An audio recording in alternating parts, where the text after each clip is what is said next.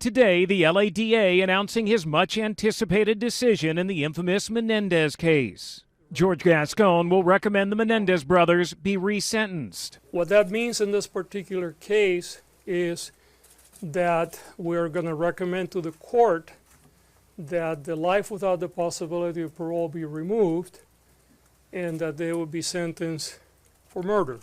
However, because of their age, under the law, since they were under 26 years of age at the time that these crimes occurred, they will be eligible for parole immediately.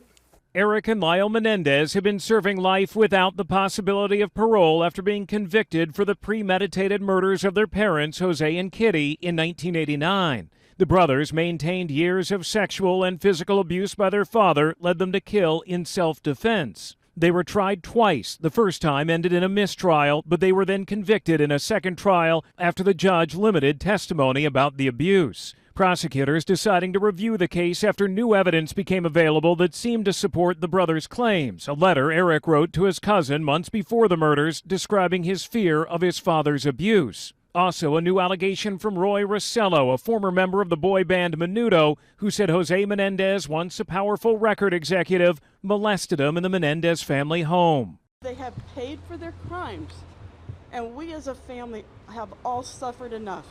Just last week, nearly 24 family members came forward pleading for mercy for the two brothers. Lyle and Erik were failed by the very people who should have protected them. But their uncle, Kitty's brother, does not want them freed, saying their motive was pure greed. They were both adults and could have moved out. A judicial hearing in the case is already set for next month.